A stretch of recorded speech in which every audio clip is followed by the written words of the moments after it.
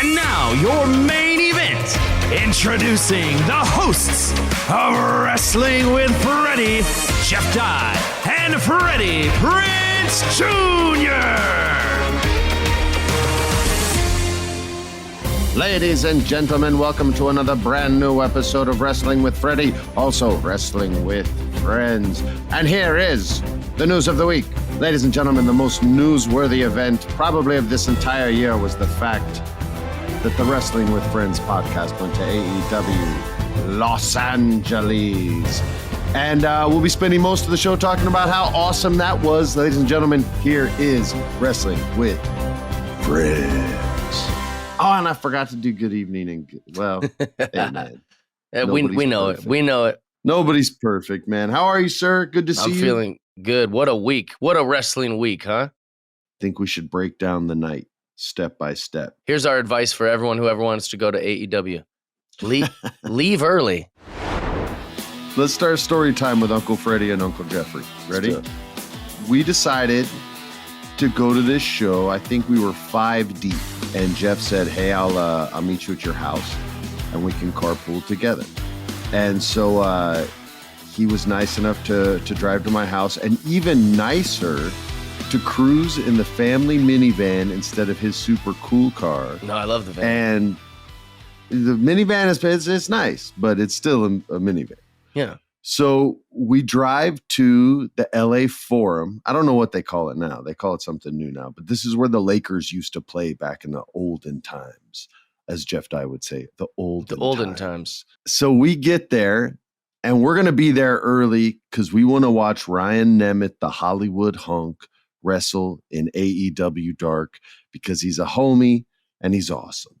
So we leave early, man. We're going to get there. And then I missed this one turn, this one friggin' turn. Right by the Forum, too. It wasn't like it was like on the freeway or something. We were right there. We figured, who cares? We can see where we're going. Now, granted, we probably wouldn't have gotten a spot anyway. Right. However,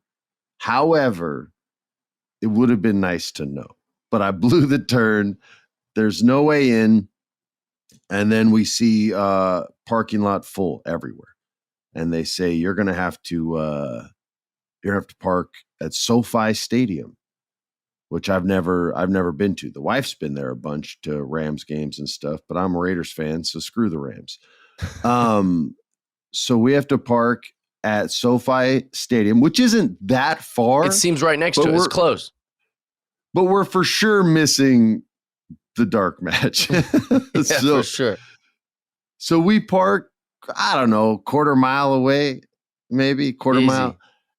And we're walking up and we meet our group, and Jeff's always keeping it happy, even though we're late. He's like, yeah, baby, we got it, was man. fun. We're going to see the whole show. So I can't really get mad because he's not mad. So we get there, and our group is you, me, Gina from G4, Alicia Marie, who came with me last year, and Matt Cohen, who came with me last year. Macaulay couldn't come. He went to Disneyland with the family because he's a nice dad. Last minute Disney trip. We get to the show, and Jeff, you jump in at any point here, but the first thing I hear is, let me buy you a beer. And that was from Gina, and that put me in a good mood right away. So take it from there. You went to the bar. Talk to me about the bar tab. Talk to me about the liquor. Bar tab, you want to know about that? Did you get a cocktail? Yeah, Did you just go beer? Me and Gina had some shots. And then and then we all had giant 24-ounce beers walking to we hadn't even seen any wrestling yet, and I got a good buzz going. We took it up a notch. Also, every time I've ever been to a wrestling match, right, which because I've always claimed I don't like live wrestling. I was wrong. I love live wrestling. This changed everything for me because we walk in and we can not barely see the ring, but in baseball, the baseball field is very big. In football, the football field is very big, and basketball court is pretty big. But the wrestling ring is so small, so everything seems like a little farther away.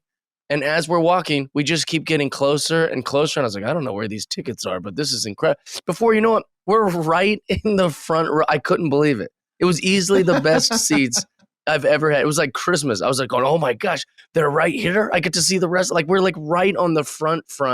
I was super overstimulated. I felt like a little kid. I was like, it's easily the most excited I've been in probably I don't know, 7 or 8 years. I was like, this is crazy. We're right here. I was telling Big Alex, our producer, like, I did realize that I'm a giant compared to wrestlers. Compared to most humans, bro. What are you talking about? You're like 6'5". These wrestlers are supposed to be big beasts, and like there was like only one wrestler was bigger than me. It was Morrissey, but everyone else was like very small. I'm bigger than, or at least taller than most wrestlers. Yeah, and all the you're wrestlers. Way taller than me. It's weird, but it's weird. That's the only part that I was like surprised about. I was like, man, they're all like little muscular short guys. They'll still hit you with an Irish whip and then clothesline you, blah, blah, and you'd be on the ground. Oh, God, why? They could still take me out for sure. I will say about the SoFi Stadium and the Forum thing is like, like you can see the Forum, so we're like, no big deal, right? It's right there. But it's kind of like it's like in old times when you're like, oh, look, we can see the castle. We must be close. And you're like, no, that's a 3-day ride. You can see your destination while it's super far away. I totally know what you mean. Yeah. You're like, it's right there. And you're like, I know, but right there is still pretty far. That's what it felt like. You just kept walking, going, we'll be there soon. That's 11 miles away. That's what it felt like. But what a day, man. Did you know that you were going to be on the show? Yes and no. I mean, the man who talked smack to me was the reason we were sitting front row. Right. So I take that as going to a comedy club, right? If you sit in the front, you're expecting some interaction, right? And it's a safe place for it, and you're there to take it. And if you can't take it, don't sit there. Right. So I thought he might do something because he and I have a better relationship. We're talking about MJF because he and I have a better relationship than the first LA show I went to. So I thought something was coming. I will say this. I knew something was coming because he texted me before the show. Hey, is Matt going to make it? Macaulay. Oh. And I was like, no, he's going to Disney. And he was like, all right, cool. And the only reason he asked, and I knew then, he I had was some like, jokes. Oh, he's gonna go in. And so I was like, all right, he's got some stuff on me. He's gonna hit me with something. I didn't know Dr. Ken was gonna be there. Oh yeah. So I was like, as soon as he was standing, I was like, oh, he's about to get it. Your guy who won the Golden Globe, Paul what was Walter that Hauser? Yeah. Dude, the guy from friggin' the Tanya Harding movie. What was that called? I, Tanya. He was the bodyguard, the fake bodyguard of that. Dude, that guy's so money. I thought he was going to go in on him. Who else there was someone else there I thought he was going to go in on, but they did separate shows, so they didn't want Paul Walter Hauser to be on that show. They didn't want it to look like he was. That they so filmed that was it in the one Friday night. night show. Yeah, got you. So he probably someone went in on him on the second show for sure. For sure. But yeah, man, we can just talk about that segment. He was also the lead of Richard Jewell, which was like such a was. stinking great movie. He should have won everything. But he's saw such that. a good actor, dude.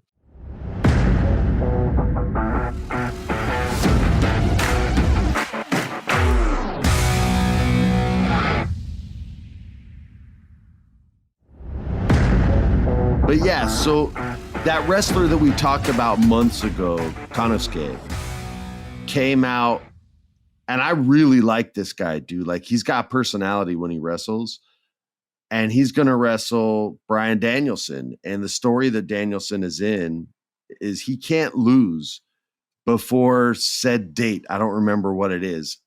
And if he wins all his matches up until that point, then he gets to wrestle MJF for the championship, right? And so he can't lose no matter what. And so Konosuke's out there, and MJF comes out, and he takes his moment, man. He steals his shine, his spotlight, because he's the champ. You're not the champ. You're just some dude from New Japan Pro Wrestling. You can sit there and look at the champ while I show you how to cut a promo. And so he takes the mic and he starts trash talking him, and he says, in this country, we speak American. Yeah. Didn't even say English. And I tried to get a USA chant going after that, but was not well received. You did. It was such a heel move, bro. It was fun. I go, he's right. USA. Legit, no one else chanted it with you. You were the only one. So he starts going in on him, and then my man, in perfect English, basically says, oh, you want to know what I just said? I just said you could kiss my ass. And the crowd says, yeah. And so he takes the mic back. He starts barking at the crowd. And that's when he goes in on your guy, Ken. I saw you guys say hello to each other. I know you guys. Yeah, I'm buddies with Ken. So, yeah, he went in and he said, oh, you might remember him from his show. Super cool Dr. Ken. I don't know what the name of his show was. He goes, well, he's super cool. He goes, oh, yeah, that's right. It was canceled. And Dr. Ken, he sells. And he's like, what? I'll kick your ass, man. That's the look that he had on his face. And Jeff was like, oh, that's my friend. Why?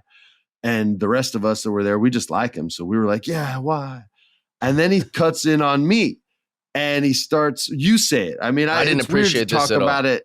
He comes out to talk about it when it's yourself. Comes out all short. First of all, MJF comes out all short. You know? Talking trash. Yeah, I don't like that he's. I've changed my position on MJF now that he talked trash about you. It's still real to me. Damn it, that's how I feel.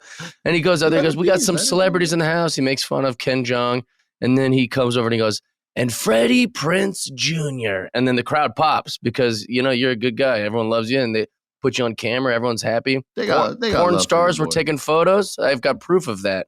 There's a porn star named Jordan Max who was posting about you because she saw you. She saw you over there, and she's friends with the Young Bucks. That's why she had like good seats that were real close, right by Ken Jeong. Good old J Max, I think is what they call it. Yeah, she dated like Matt Riddle, and she knows Jericho. She was like somehow like really entwined in all the wrestling.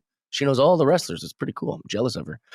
So then everyone cheers for you, and then he basically goes, yeah, he was in the movie She's All That. And the crowd pops for that too. And then he goes, but I don't know. I never saw it because I was born in 1996. I'm not a dinosaur, which is... Yo, that was such a money line, bro. I love that. I don't know. Really just proves he's an young. ageist. Yeah, being young is good and being old sucks. When you were young, you thought that too. Yeah, you just don't now because you're catching up to me. But most of the crowd is going, we all saw She's All That. Because the crazy well, he's shitting on everybody. Yeah, I guess that's true. And then he goes, and when I was young, all I know him from is he worked with a CGI dog. No, he said I was the sidekick to a CGI. Of the CGI. Dog, that's what made it hurt. Cartoon dog. And then he goes, because to me, you're nothing more than a Scooby Dooby douchebag.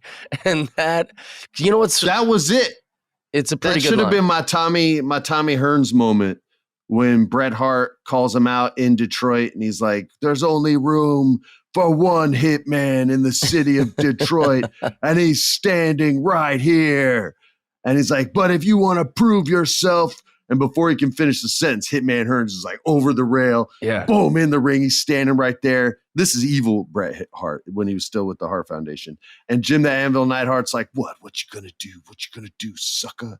And then Tommy Hitman Hearns finally heard enough, and he goes, pow, body shot, whoa, pow, pow, pow. And then this like almost double right hand, pow, pow. And Anvil goes down, and Bret Hart's like, God damn, that's what should have happened. It'd have been sick if you just going like come over here, come. Like if you just took it mad, you took it like a good guy, you just wore it, you just smiled. At the end, it hurt. The end hurt. I said, what? Unbelievable. Because he called me a douchebag, man. Also, I was talking about this before the thing, but if you listen to the clip, and the clip's on Twitter, the clip's on thing, maybe you could find the clip on YouTube.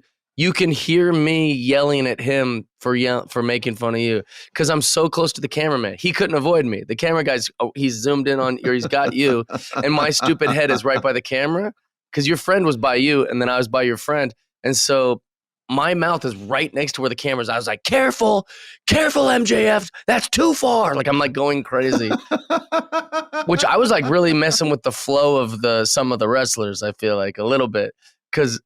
I don't know. I mean, you have to go to more house shows to understand how used to that. Oh, good, they good, really good. Are. Because I was like, oh, this is like heckling. I'm heckling basically. Like nah, man, the crowd is genuinely part of it.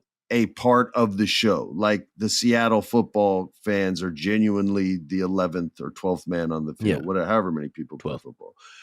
There's a different energy to it. It's not like the theater in that regard. Well, stand-up comedy is more nowadays than ever, but stand-up comedy shouldn't have to be like that. But wrestling has this crowd interaction that since the 90s has become a major, kayfabe since forever, right? Because the wrestlers would listen to the crowd and that's when they would like hit certain spots. And fight out of a submission, and then they'd hear the crowd get excited, and he'd be like, I'm going to shut it down. And the crowd's like, no. And then, you got shut down again. And it's almost when they don't believe, then, yeah. So after the 90s, they were kind of in on it and acknowledged by the business that they were in on it. So the participation became different. They wanted to like verbally be acknowledged that they were changing the tide of a match, right? Right. And so that's why they would start, boo, yay, when the punches would go back and forth. You know what I mean? They want to let you know they hate that guy and they love that guy. Right. Or they'd start, you can't wrestle chants if they wanted you off the brand completely. All kinds of crazy stuff. So at house shows, you don't have to, I'll put it to you this way. I went to one years ago, almost 20 years ago, with Kieran Culkin, Matt Culkin, Rory Culkin, who was just a little mug at the time, myself, and this dude Angelo. So it was Hardcore Holly and Cody Rhodes. This was right when Cody was going to debut on Monday Night Raw, so back in the day, against whoever they were wrestling. And they were good guys in this scenario. And we're sitting ringside just as close as you and I were at AEW. And Hardcore Holly throws this dude. It might have been Brian Kendrick and Paul London that they were wrestling against. So Brian Kendrick's a smaller guy. And he throws him into the turnbuckle and he hits him with this chop that, Jeff, I'm telling you, the arena was quiet when he hit the turnbuckle. So the chop, when it hit and slapped against this man's chest, was just like a whip crack, like whoosh. And the whole crowd goes, oh, God, because it hurt, right? And the wrestlers are into this, right? And he hits him again, blah, blah, blah, blah. And the whole crowd's like, oh, God. And Kieran goes, fucking hit him again. And Hardcore Holly looks right at Kieran Culkin and goes, you want another one, Culkin? You got it. Because it's a house show. There's no TV cameras, so it's all good. And he just chops Kendrick one more time. Wow. And Kendrick just slumps down into the turnbuckle like, yo, you ain't chopping me again, bro. I'm going to play the KO role. And it was this like wild interaction that I hadn't really seen at a house show before because I hadn't worked for the company yet. This was about a year before I took the job. And I mean, it was even crazier at the end. It was DX. It was Shawn Michaels and Triple H in the main event, and they beat up someone. And at the end of the match, just was like, hey, to me and Mac, we're like, hey, climb over the rail and come backstage with us. And we were just like, oh, yeah, I guess we'll do that then. And so we just climbed over, and our group climbed over with us, and he met all of Mac's brothers. He's like, how many fucking brothers do you have? That's my Triple H voice in real life. How many fucking brothers do you have, bro? And Mac was like, oh, yeah, this is it. So I didn't know that Macaulay Culkin had that many brothers until just now when you told the story. I didn't even name all his brothers. He has an older brother, two younger brothers, and rest in peace. His sister passed away a few years ago. Oh, my. Dakota. But so he's like the middle. Yeah. And he named did he name his kid after his sister? Yes, he did. Because I know that's pretty cool. I love that. Yeah, man. Yeah. He's a good dude, and he's good to his family. I mean, they're, a crazy family, so they fight. And so, they'll hate each other for like a couple months and then hate everyone else but their family for the next 2 years and then have another 2-month fight. But that's family. You know what I mean? Makes sense. That checks out. So. It is. Well, the reason I said that I felt like I was messing with some of the wrestlers' flows a little bit is because like Adam Cole came out and did that huge promo, and he's like, "I've got good news and I've got bad news," and I was like, "We hate bad news," and then he's like, "Oh, just fucking shut up." And then, no, he didn't. Well, no, he didn't say that, but I felt like there was like this thing, and then he did the whole thing, and then I was like, "That's the good news." Because just like it kept like I remember. All right, well, hold on. We gotta back up. We're gonna get to that. So he talks all his trash, and he did such a good job at talking shit that he legit got the crowd to do a Freddie chant. Oh, yeah. And I was like, yo, they're legit yelling Freddie. They've never done that at a WWE show. They didn't do it at the last AEW show. Like, it takes someone shitting on you to make the crowd go, "Oh, that's our guy, F you." So shout out to everyone who was in on that. I love you guys. The hardcore know that I'm a nice guy. They know that I just love wrestling and wrestlers.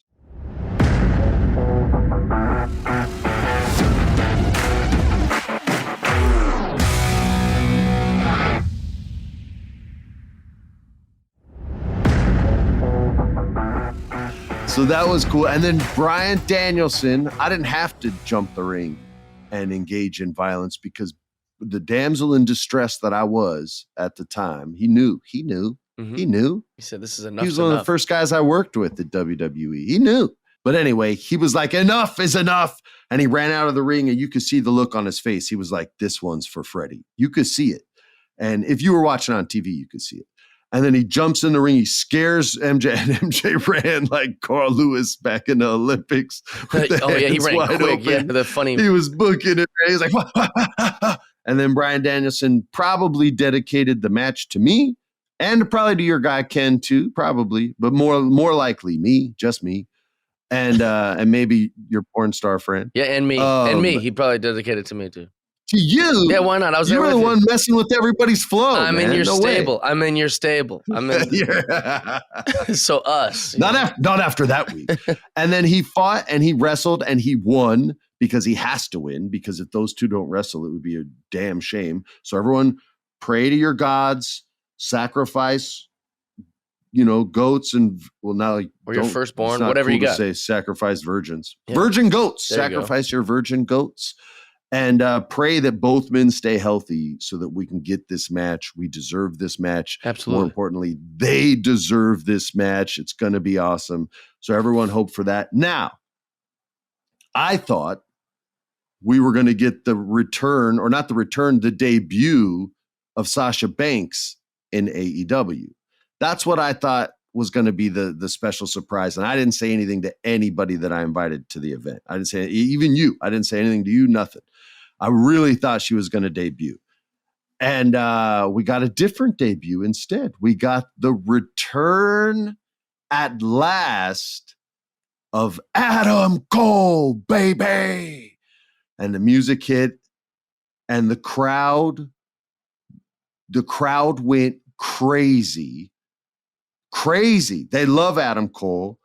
And then he started his promo with, "I've got some good news and some bad news." And Jeff, I'll let you take it from there. I just yelled very loudly, and since I'm in the front, I was like, "We hate bad news," and I kind of felt like I was performing for the people behind us, just like trying to make them laugh. Actually, I just remembered a different thing. My mind is all over the place. When when MJF said something, he was like, he dissed the Japanese guy, and he's like, "Because all I care about is banging rats." He was talking about and he referenced. I remember that. And I turned around, I was like, "Yeah, ring rats, ring rats." I tried to get a ring rats chant, and I just watched all these cool That's parents.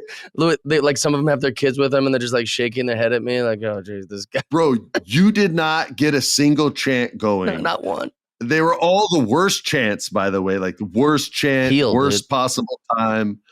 Just a horrible, awful Jeff Dye. And I was so proud of the community that they did not support you in any way. Well, they were laughing. They were laughing. They were laughing. They loved it, but they're time. like, "This guy's a rascal." It was fun. But yeah, failed all your chants. So then Adam Cole doing the whole thing. Man, you know what I love about wrestling fans? Wrestling fans can be tough, but one thing I love is even if they don't, we're such marks for if we know what's going to be said, a catchphrase. Or, the wrestling fans will hate Enzo Amore. They hate him so much. But when he goes, goes through his thing, and he's 7 foot tall, and they do the whole thing, since they know what he's going to say, the whole stadium does it. Enzo goes home thinking, they all love me. It's like, no. They just really love that they know the thing you're going to say. They love a catchphrase. And so, Adam Cole. And they're a part of the show. Yeah. And Adam Cole coming out there, every time he did the baby, all that, everything, it was electric in there. It was really, really, really exciting. And you could feel the energy. Alex said he could feel it through the TV, but it was just such a good feeling in there. Adam Cole comes out, man, talks about how he's coming back. And the bad news is he's not going anywhere. Cause I think everyone thought that maybe the bad news was going to be that he's leaving, right? Or retiring or. Well, I think, look, once he came out, if that was a retirement with the pop he got, like the energy and the crowd would have just died. Like the energy of the show would have died. Can't you know open what I mean? with I'm leaving. Yeah, and I feel like Tony Khan is slick enough to recognize that. So it had to feel good, right? But for a second there, like when he was talking about, and this was real stuff that I guess he was going through. I didn't like talk to him about this, but I know he was out for concussion reasons, and AEW feels like they talk a lot of real stuff in there. And he was talking about not being able to sleep and waking up in the middle of the night, and his wife, who's also a wrestler, Britt Baker, who's money, by the way. She's one of the female pillars that the women's division is built on, and the first one probably. How she was worried, sick, and terrifying. Like it didn't just affect him; it affected his family. Concussions are scary crap. I've had a couple. So for a second there, I'm like, even I got tricked, you know, because we're there in the crowd in the moment, and I'm like, there's no way he would come out here and make this speech. Like we're all gonna be like, no, like there's no freaking way. And then I was like, nah, there's no way. And then when he said, and the bad news is for everybody else in the locker room, because I'm gonna beat your fucking ass. And he was like talking, I was gonna not cuss, and I've been cussing this whole episode. So he goes in and everyone's like, yeah, that's a bad, we love bad news now. And they went bananas for him.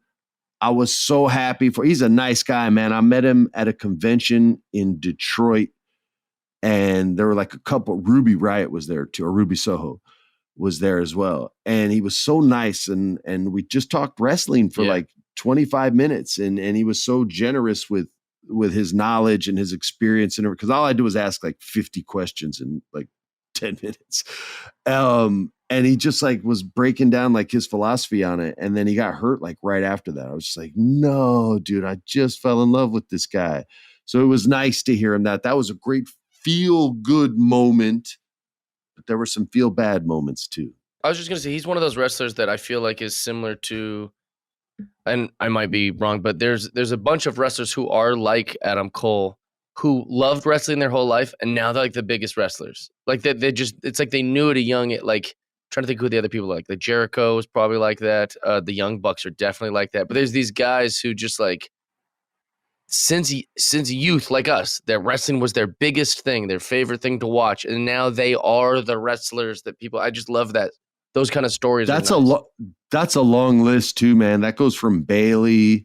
That goes to Jungle Boy. When you see like video of him and his dad, Luke Perry, at like old school WWE matches. Oh yeah. And then this undersized guy who's always going to be compared to his dad is like, I don't care, man. I'm going for it. It's my dream. And then you see it like there's so many of them like that now. I'll send videos to the handful of wrestlers that I'm buddies with of like old school stuff, and they'll just go on a full on like history instructional direct message. It's pretty cool. Where it's like, oh, yeah, this was Too Cool Scorpio when he made the music video, and it was made in da-da-da-da in 1982. And but at WCW, Too Cool was way better than WWE. And I'm just like, holy crap, you loved wrestling as a kid, and that's now what you do. So yeah, I think there's a lot of them. MJF for real had a funny line where he said, he goes, I was trained from legends like Disco Inferno. Like one of the first ones he named. I was like, that's hilarious. That. Like such a funny thing. Like, that was the first legend that he referenced, which is like hardly even a legend, Disco Inferno. That's why he does it. Man. I know, it's so good. He reminds me of Piper, man. And that's like I think that's his inspiration as far as heel work goes, is Rowdy Piper. And he comes off like him, I'd say, 40, 50% of the time when he's out there. It's just like, it's not full possession, but he just steals all these great little energies and little quirks that Piper had that just make everything he does more special. The little ad libs he does when he's working with the crowd and kind of going off whatever he had in his head, like all that's very just organic and natural, like Piper was. Piper was a good actor as well outside of WWE. Because of that ability. Oh, they live. And Hell Comes to Frogtown. Have you seen that? Hell Comes to Frogtown is my favorite worst movie that's ever. If you haven't seen it, and if anyone listening hasn't seen it, what are you doing? Is it a horror movie? Is it a horror movie? It's supposed to be like an action movie, but the premise is preposterous. The premise is that like in the future, frog people have started to take over Earth, but they're not even real frogs. They're just like frog heads with like human bodies, similar to that frog lady from Mandalorian. But like they're all like that. You know, there's all these like anthropomorphic or whatever you say it, frog people. And Roddy Piper is a felon. He's like a really, really bad guy. And he's been locked up and put in prison. But he's one of the most fertile people in the world. So he's allowed to leave prison. What? Yeah, he's allowed to leave prison as under the circumstances that when he sees a human woman that he wants to mate with, he has to go impregnate her. And so he's got these two sexy like prison guard ladies that are like, they keep him like, you know, keep him under control because he's dangerous. And sexed up? Do they keep him sexed up? Yeah, then when he sees a woman, they're like, all right, go get her. And he's like, ah. And he goes, like, it's insane. He basically just goes, way. Also, he wears a chastity belt that the front part opens when he gets turned on. But what's the point of a chastity belt if it just opens up the second you get to, it's like the that's just a garage door, baby. That ain't no chastity belt. What a weird movie. It's the weirdest movie. It's like, wait, so he's just allowed to go assault these ladies? And you're like, yeah, he's got to impregnate the world. We got to spread more humans. Okay, well, hold on. Now, you said something earlier in this absolutely beautiful and flawless description of this film. It's a wild movie. I'm watching this shit tonight. It's really good. Okay, so you said one thing in there. He has to mate with a woman if they want to mate with him. Was that nice, Jeff Dye? Or was that an actual part of the movie? No, I said if he wants to mate with them, if he's interested, like because the whole time I'm thinking like, why doesn't he just hook up with these prison guards? But evidently, like he doesn't like them or whatever. I think he does hook up with one of them, but it's not like a porn or anything. He's a wild dog. This isn't like he's a wild. Yeah, he's a savage, and also like, but it makes no sense. Like Roddy Piper, like why, like who wrote this movie or like how it works is like very, very strange. I'm deep diving this as soon as the podcast's over. It's very, very good. And it was like, I don't remember why, but they tried to make a sequel and none of the people none of the actors agreed to come back. They're all like, I'm not touching it. I'm not going to be in this movie. They were like, forget it. That ruined my career. I'm not going to be in another movie like that. Thanks for listening to Wrestling with Freddie. Yeah, dude, it's awesome. If you even just Google like the posters of it, like even just like the art that they have for the movies, like it's insane. Jeff, I'm all over this. I'm all over this. You're gonna love it. And that was the best review of a movie ever. And I think we should all watch it. Yeah. And if this episode gets enough downloads, I don't know how to check that. I'm just kind of BSing right now. Then we'll all do a watch along live on Instagram. No, we won't. I'm going to watch it by myself. The female frog lead is supposed to be like this beautiful frog, but there's just no way to make her look. So she looks like Drac from Enemy Mine, like with like just rouge and eyeshadow. It's terrible. Lou Gossett Jr. Yeah, it's terrible, dude. But it's terribly perfect. It's terrible in a great way. I love it. I love it. So the Jeff party continued. Yes. With a tag match that featured Saraya, formerly known as Paige from the WWE. We got love for Saraya. I love her. And her tag team partner, Toni Storm, the former champion. Toni Storm. And they had Sheeta out there for some emotional, moral support, maybe a little bit of backup. And even though she got dissed the previous week by Saraya, it was an unintentional diss, but I feel like Saraya is going to be going evil very soon. And they were wrestling against Jamie Hayter, the women's world champion. Respect that. And Britt Baker.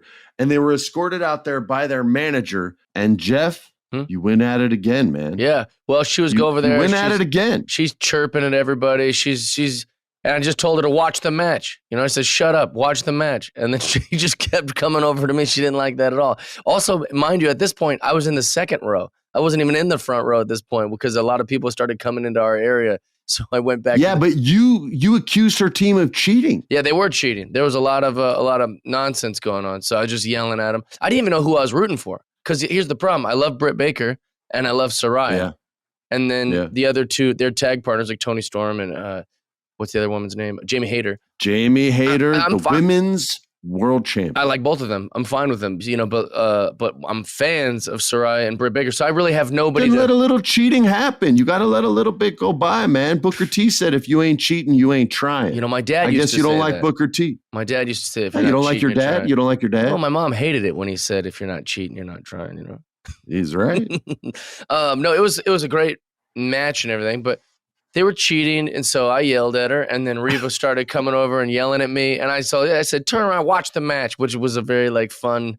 I couldn't tell if she thought I was serious or if she knew I was playing around, but she eventually knew I was playing around. Bro, she came back to you 3 times after that. She knew awesome. You were playing around. Yeah, and managers like doing that, man. Paul Heyman awesome. Pretended like he was going to fight people in the crowd before, it gives him something else to do. Yeah, she's a very, very fun and animated match. It was fun to watch all of the valets. Although she's tall and she made them look small, didn't she? She was a tall lady. She did, yeah. She probably had high heels on them. Oh, maybe that's it.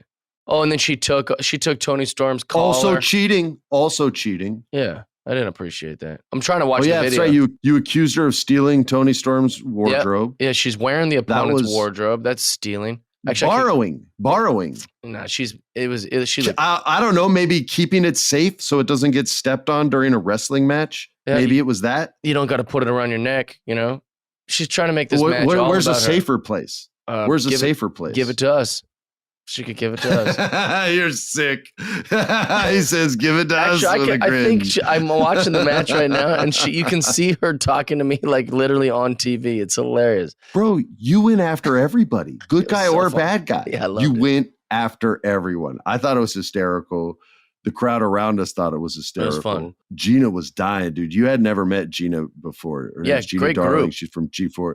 She's awesome, man. She's a gamer. I think the more you get carried away about anything, the better it is. So it's just fun to get carried away. Let's just get lost in this. It's super fun. Yeah, man. That's live events are one of the friendly reminders that I think every wrestling fan needs once a year to remind you what you love about professional wrestling. Absolutely. Because TV a lot of times and the internet and social media, we get too focused on the things that we don't love that we'd like to change, or sometimes the things we even hate, right? Like a mask you can't talk in. So yeah, man, even though there was a lot of news in wrestling and Vince McMahon's trying to take a low pro hostile takeover without using the word hostile, I thought the biggest news was you and I partying at AEW and having a great time. And I thought that was awesome. What if, we're pretty much pros at parking at SoFi now already. Yeah. What if the podcast did a little WrestleMania SoFi? I think we got to do it, Jeff Dye and your boy Freddie. I would be more than happy to go to WrestleMania. I was telling Alex again before the show. It's completely changed my perspective on. I thought I hated going to live. I was like, nope. I'm wrong. Live wrestling is sick, dude. It was so fun. That's right, man. I would rather do that than any other sport now after just doing it the right way. Going with the right people, seeing the right matches. Let's talk a little bit about that ladder match. Talk about it. Dude. That was pay-per-view. Well, actually, first of all, there was a Jon Moxley versus Adam Hangman Page. And the crowd, the LA crowd was hyped for Hangman Page. Great match. They killed it. They killed it. Then there was a ladder match. So LA got the final match. And even though the way they booked it and advertised, you knew there was going to be 7 matches no matter what, which is why it's hard to make those types of stories compelling. This one was great. The first 2 were awesome. In the middle, it got a little tough, but it had to be tough. It's hard to tell that story 7 different ways. Yeah. And then this one was just crazy. I even broke my phone out and recorded and posted a couple from this match. When he did the one wing angel off the ladder, I was almost threw up. It went back and forth. I felt like the Elite were gonna win, but a couple times in the match, I was like, nah, man, that's so sick. They're gonna let Death Triangle keep it after all this. And I was like, nah, of course not. And Kenny Omega was mad cool to the fans. I'm still learning about Omega. I know some people are they either love him or they hate him. And I'm trying to figure out what people hate about him. And I haven't yet. I'm like, well, the guy sells like crazy. We like people who sell. He's good on the mic. We like people that are good on the mic. His wrestling's creative. We like people that are creative. And he's a good looking dude. Everybody likes good looking dudes. So I'm still trying to figure it out. I've heard the criticisms, but I'm not an expert on professional wrestlers, so maybe I don't know, but I think he's mad cool, man, and the wrestlers seem to respect him and like him, and I think he's a wrestling fan's wet dream. All right, dude. Tell the people where you're going to be this weekend, Jeff. I'm not going to be anywhere this weekend, but you can find me all over Los Angeles doing spots at the Laugh Factory, the Improv, Comedy Magic Club, and the Comedy Store. So just go to my Instagram and figure out where I'm performing. I had to shoot all week, so we couldn't travel me this weekend. Oh, yeah, that's right. Yeah. Oh, that's right. Yeah. The working man. All right, you guys. Well, thank you for listening. Get that local money. That's the good one. We'll be back next week with a brand new episode of Wrestling with Friends. Follow us on Instagram, Wrestling with Freddie. Twitter is WWFreddie Pod. Follow us on all the socials so you can submit your questions for the Federation. This has been a production of iHeart's My Cultura Podcast Network. For more podcasts from iHeartRadio, visit the iHeartRadio app, Apple Podcasts, or wherever you listen to your favorite shows.